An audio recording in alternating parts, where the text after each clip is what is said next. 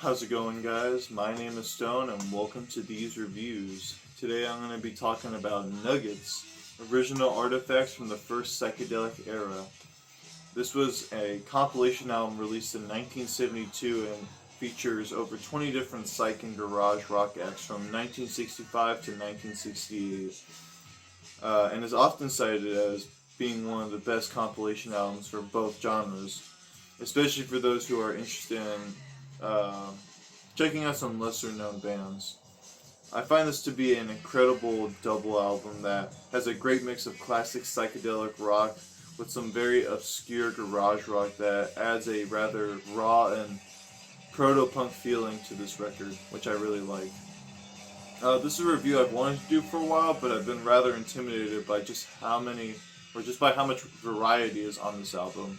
Not only with just music, but the fact that each song is by a different artist. And I really didn't want it to come off like I am judging each song on here as if it best represents the band's entire catalog, but rather how each of these tracks stand on their own as singles, as well as how they compare to the rest of the material on this album. So that's kind of how I looked at it when reviewing each of these tracks. Funny enough, this album begins with the only song I've already reviewed so far on this album, on this channel. That is, I've Had Too Much to Dream Last Night by the Electric Prunes. Now, many would call this their best track, and I could totally see why. Obviously, it's their most popular, and has all the best qualities of the band and of their debut record, I'd say. It perfectly represents how ominous their atmosphere can be, all while being drenched in that guitar fuzz, which are perfect components to any kind of psychedelic rock song. I definitely recommend checking out their debut album if you really like this track, though. Though many of the other songs on that record may not carry the same mood. In terms of this album, though, I think it's a great opener like it was in their debut, and it really just settles you into, your double album trip, I suppose. After this, though, we do get Dirty Water by the Standells, which I will say is a curveball, like maybe some other instances throughout this record. This was a track that I didn't really like at first, but now I can really appreciate how sneering that vocal performance is and the guitar playing throughout it. Like many of the other songs on this album, they lean much more towards that garage rock sound than they do psychedelic rock, but I still think tracks like these make for some very catchy singles that rock a lot harder than anything else than in its time, or at least I'm guessing. Following that is the very bouncy and upbeat track Nighttime by the Strangeloves. This also rocks pretty hard with some great moments of jamming and what I assume is the singer just enjoying the moment with some rambling and whatnot, which I'd say gives the track some more energy. But I will say that the main source of that energy comes from that heavy drum beat that is just consistent throughout the entire song. It keeps side one going on a good note, though I will say that that beat does get a little repetitive over time or towards the end of the track. We then get to the next song, which is probably one of my least favorites from this album, and that is Lies by the Knickerbockers. I do find the playing and vocal performance to be very good. It's just, I find the chorus and the overall structure of the song, for that matter, to be kind of repetitive and quite boring. But, with these kind of songs, that's what kind of gives them their charm, or their appeal, I'd say. Some of the material like this does make for some great, accessible 60s rock songs, but tracks like this, on the other hand, are more annoyingly catchy than they are catchy in their benefit.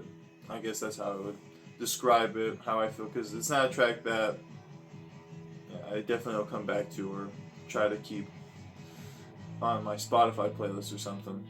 But anywho, we then get to the track Respect by the Vagrants, which is a fantastic Otis Redding cover. This is probably one of my favorite tracks off the first side, and I just love how soulful and powerful it is with the vocals and the organ playing.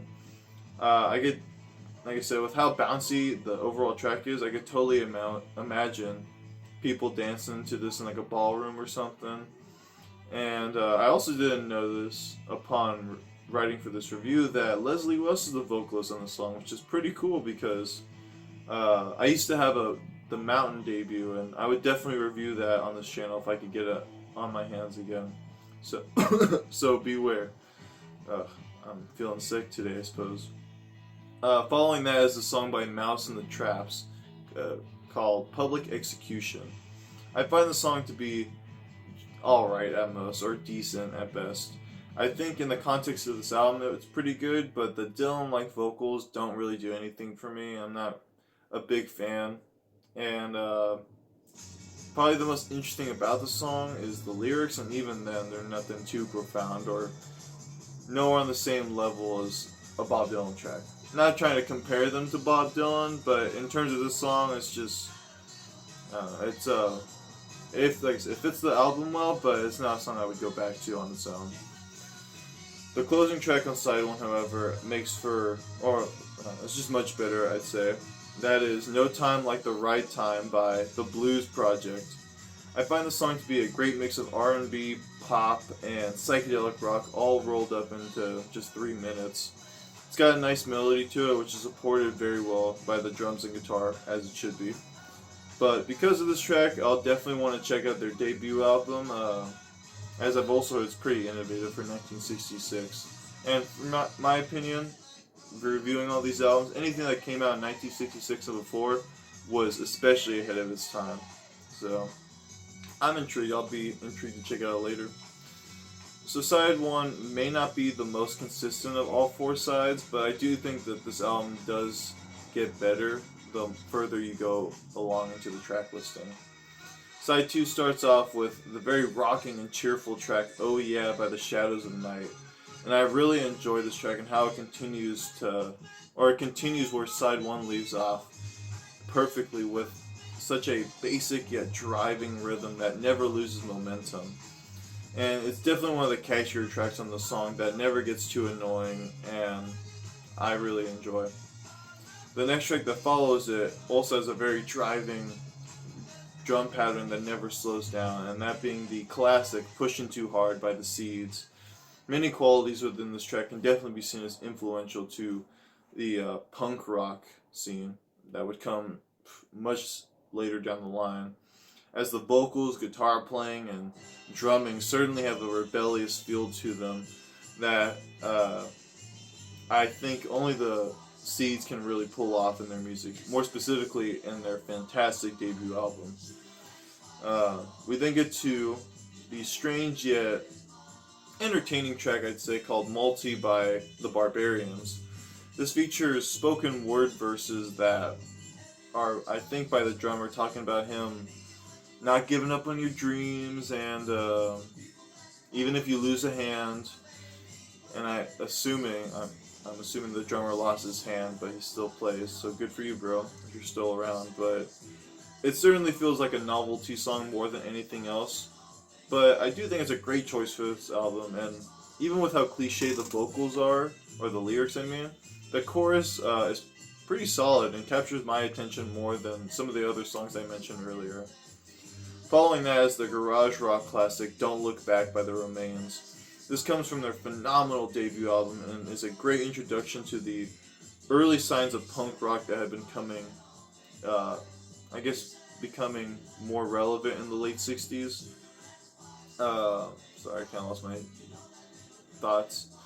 I basically think that this song has a more mature feeling to it, I guess. Maybe not because they're in suits, but like, they do it so well and so tightly, which is very good, and I really enjoy just how fiery the guitar and vocal performance is, which I feel like I say about all these songs, but clearly I try to point out I am sincere when I mention that. So yeah, especially with this song, because this is definitely one of the most notable garage rock tracks from 65 to 68, I'd say.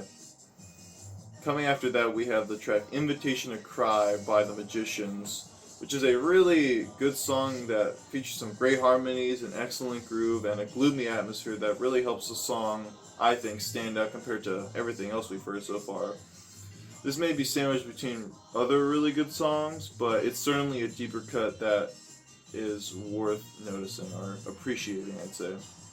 We then get to the song Liar Liar by the Castaways, which has some really nice fuzzed out organ playing, but I do think uh, that its melody is a little overused, however.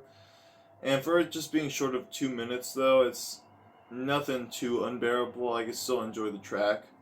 And I kind of like the fact that it has somewhat of a surf rock feel to it, which I think you could make a connection to between garage and surf rock, especially in just the way the guitars are playing. Or in my opinion, the guitar tones sound pretty similar.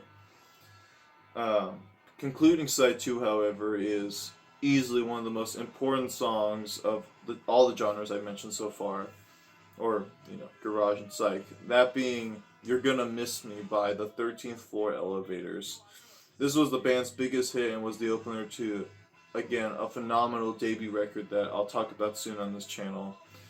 And I really loved the aggressive nature of the vocals, the guitar performance, and the electric jug, which of course the Elevators are known so greatly for. Not only is the song super influential, even today I'd say, for the younger audiences that listen to this music, uh, I see people covering the song all the time or talking about the song. It's like I said, it's very influential, and I think it still resonates that fury of their performance even after 50 years. It hasn't dated. I mean, maybe the production perhaps, but with just how, like I said, how fiery that performance is, it's still a kick-ass song that I absolutely love. The third, oh, I won't jump too far. I will say that side two is definitely a step up compared to side one, and can still keep your interest going when getting into the second disc on Nuggets.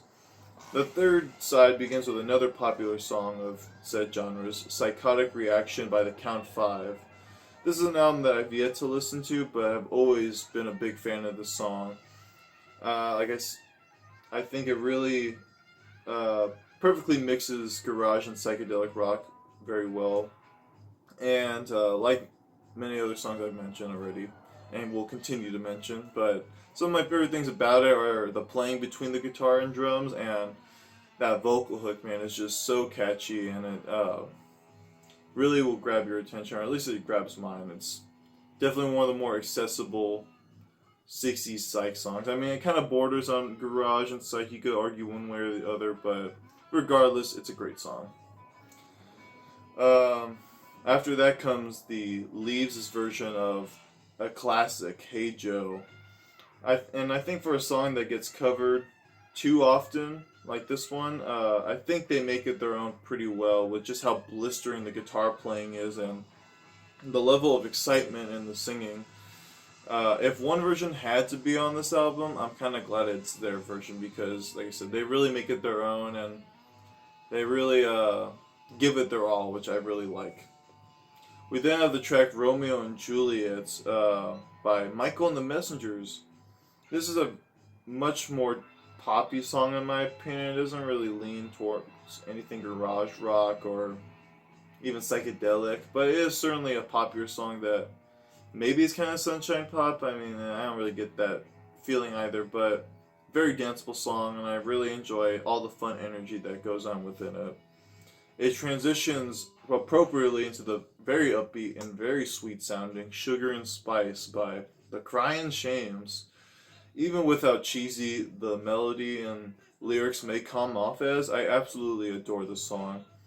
It's just so easy for me to bob my head to, and the way, I absolutely love how it lifts my spirits whenever I'm listening to it with its sunny and poppy atmosphere. It's a great song and a highlight for me, I'd say, on this record. We then jump into the bluesier psychedelic stuff with the Amboy Dukes' cover of "Baby Please Don't Go." Ted Nugent's guitar playing on this song is what really gives it direction in my opinion, as he provides some really good guitar solos that are easy to get lost into and especially to trip out to. And that kind of reminds me of stuff like the Allman Brothers Band, Quicksilver, Messenger Service, and the Grateful Dead in terms of just like some spacious jamming. And kind of like, yeah, psychedelic southern rock, even though this band was from Detroit, so I guess psychedelic northern rock, if you want to put geography on it, but nevertheless, a great song, and I will also mention I love the vocals on the song. Now, The last song on side 3 kind of carries a similar atmosphere, albeit with a little more garage influence. It makes for a very engaging closer, that being the Blues Magooses cover of Tobacco Road. While the melody itself isn't too remarkable, the jamming that the band has throughout it is pretty far out and pretty far ahead of its time. In terms of being chaotic as well as trippy, I'd say. With a great use of the organ and some great electric guitar playing as usual. And the rhythm section does a great job at keeping the beat down while also letting loose themselves, which I also like as a drummer. Just, yeah, someone keeping the beat down but being able to improvise a little more, I like it a lot. Overall, this song by the Blues Magoos is definitely an innovator to what would come in psychedelic rock, and from what I remember reading about this band, the guitarist, I could be wrong, was like only 16 years old at the time, so it's pretty cool, I'd say, to have that under your belt at such a young age. Because their debut album, even in their second album, could be seen as a having a certain level of classicness, if that's a word, in psychedelic rock. I know the first album was one of the first 3 albums that had the word psychedelic in it, so certainly a landmark there, even if it was third place. Now, side 3 of this album may be the most consistent of all the sides we've heard so far, and I think it offers even more of a reason to flip the record over and see how this album completes itself. Side 4 opens with the very bombastic track Let's Talk About Girls by the Chocolate Watch Band. This also opens up their debut album, which, like many others I've said, I'm a huge fan of, and I will definitely be talking about this album soon because it's definitely an overlooked psych album. Maybe not too overlooked, but deserves way more credit than it gets. This track, however, is once again a great combination of garage and psychedelic rock, and it has so much energy and power to the vocals and drums that it really makes up for the rather interesting lyrical topic, but nevertheless, I absolutely adore this song and just their first album in general, so yeah, be ready for that. Strangely enough, this is followed by a dreamy rendition of Buffalo Springfield's Sit Down, I Think I Love You by the Mojo Men. I think its Baroque pop qualities add some really nice variety to this album, as it lightens the mood very easily with its very mellow atmosphere. It's definitely another gem hidden amongst many other great songs, especially being right after Let's Talk About Girls. It's clear that I can't get enough of that song, but on to the next song, which I do not have too many nice words to say. The next one being Run, Run, Run by The Third Rail. This track is one of the few that really just do nothing for me, and it's perhaps my least favorite off the entire album. I find the chorus to be quite repetitive and the overall melody just to be irritating, just flat out irritating. The most interesting thing about it is probably the spoken word bit, but when it's surrounded by this much bad stuff, that part won't make it any better. And I don't know, I hate to be so negative on it, but it's just, I could have done without the song. It also doesn't compare to the following track, My World Fell Down by Sagittarius, which is, in my opinion, one of the greatest sunshine pop songs, psychedelic pop, whatever you want to call it. I'll call it sunshine pop, of the 60s. Known for having Bruce Johnston on vocals from the Beach Boys. The song's production, the use of strings, and the gorgeous melody creates such a sweet ambiance that is very similar to the atmosphere of Pet Sounds, I'd say. And a lot of people would compare Sagittarius' debut album, or I think their only album, to Pet Sounds in terms of just production quality. I think it has the Wrecking Crew on there. I would have to reread and see if I'm correct about that, but I definitely recommend the album if you're into Pet Sounds, and if I get my hands on it, I'll definitely review it. But yeah, one thing I'll also mention is on this version, it has the single version, which features an avant-garde middle section where they kind of just throw in these random noises in the middle of the song, which I think works really well in terms of adding a weirdness to the song, something like the average hippie would like back in the day, and I just think it works really well. And sorry, I'm losing my words. Just grabbing my attention, I suppose, and just being different, which I like it when they could pull it off very well. And you know what? I think he does it, or not he, the band, whoever Sagittarius is, they do it pretty well. Following that is another catchy track, Open My Eyes by Nas. Now, this is another great debut album that I'd say is more overlooked than the Chocolate Watch Band. Oh, sorry, give me a moment. I knew I wasn't going to be able to finish before the record was over because it's a garage album. I mean, it's probably at most 20 minutes long. But anywho, Nas, the song "Open My Eyes" just it rips or the guitar playing is just goes so hard on it, which I really like, and I really love the wishy-washy vocals on it in the chorus. I think though it maybe leans a little more towards that hard garage rock sound, I love the inclusion of psychedelia on here, as it doesn't really stray too far from the playing that they have on the song, which is fantastic. And yeah, I highly recommend listening to their first album, if you want to even get into harder stuff, or you think that song was maybe not as gripping as you'd like it to be. We then get to another upbeat and melodic song by the Premiers called Farmer John. The crowd noises that are included on this really kind of give it a novelty feel, much like Multi.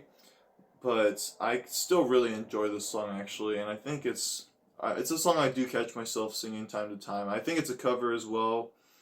I didn't even realize how many covers are on this album until, getting ready for it. But yeah, I think they do it very well, and I love the saxophone playing on it, as well as just how swinging the melody is, especially, uh, I don't know, amongst all those screaming girls, which, if I'm correct, they just brought those people into the studio when they recorded it to give it a live feel, which I think is awesome. It adds a variety to this album, which, as you can tell, I'm a big fan of. But with everything that's been heard so far, from the blistering garage rock performances to the trippiness of psych and garage combined, I'd say that Nuggets concludes on a very, very strong note with It's a Happening by the Magic Mushrooms, representing all of the best qualities, not only on this album, but in this era in general. I especially like how gripping the vocal performance and the guitar riff is, and just how it dives into that creepy spoken word bit that sounds like you're falling into a rabbit hole both times, because they do it twice. And I feel like with a lot of songs back in the day, that should have been their intention when making psychedelic music. They have to have, not have to, it's a strong word, but I feel like my aim towards making certain psychedelic songs would definitely be trying to make that theme music to Alice in Wonderland, or yeah, tripping, falling into a hole, and just going down Neverland, whatever fantasy fairy tale you would describe it as. I'd say this song makes a perfect atmosphere. I try to avoid the same words over and over, but I've said vocal like for every other song, so the atmosphere itself is really good. And for 1966, I'd say it's pretty far ahead of its time, and just a fantastic song to close it off on. So as a whole, this album completely showcases the more underrated and perhaps forgotten garage rock bands that had made it big for all but just a second. As, if I'm correct, all these songs charted at least one point. Maybe they were at 99, maybe they were at 19. Either way, I think they had to have that credential to get onto this album. And I don't know, I could easily see this being a great time capsule of a time when rock music was still very young, and the desire to experiment with it was only growing at this point, and would continue especially into the 70s, where it would just become rock music, or I don't know, it would become so much more than just straight up rock for AM radio. I will also say that I hope I didn't come off too negative about some of these songs on this album, because I only really listened to this album on vinyl, never really on YouTube or Spotify because it's not there. So songs like Lies and Run Run Run, uh, maybe I don't like them necessarily, but by no means do I skip over them on the turntable or anything. I let them play through because they're not too unbearable, especially with how often I actually listen to them. So yeah, my favorite side on this album, it's kind of tough choosing. I went with side 3, but honestly, it's the only one that wouldn't contend for the best side is the first side. I think there's just too many alright songs in there, but 2, 3, and 4 are just phenomenal. It's hard to choose between them, but I think I went with 3 just because with the final 3 songs, it's just a fantastic trilogy to end side 3 on. And my 10 favorite songs, I have them written out right here. It's I Had Too Much to Dream Last Night, Respect, Pushing Too Hard, Don't Look Back, You're Gonna Miss Me, Sugar and Spice, Baby Please Don't Go, Tobacco Road, Let's Talk About Girls, and My World Fell Down. If I had to include one more contender for the top 10, aka number 11, I would say It's a Happening, because, like I said, damn good closer.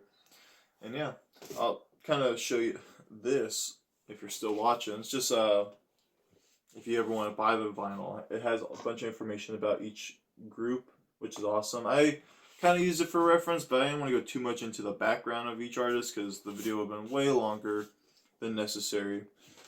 And yeah, it just has some more liner notes in the back, which is nice. Kind of talk about how they made it.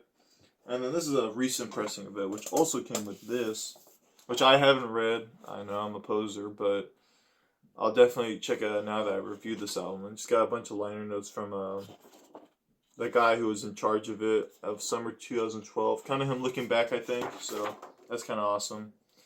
And then the back kind of is more like licensing stuff that has all the songs. So that's cool. I feel like with these videos now, I want to show off more the record itself, as well as the music, because with certain copies it can be interesting. Like with a lot of newer psych pressings too, I like the additions they add. So yeah, I hope you guys enjoyed this video. If you're still watching, thanks so much. Leave a like, subscribe if you're into these psychedelic album reviews. I know I'll be reviewing more psych stuff throughout this point, but always be ready for something different, though I don't think I have anything else planned. So yeah, I'll see you guys soon in the next video, I hope. And bye-bye.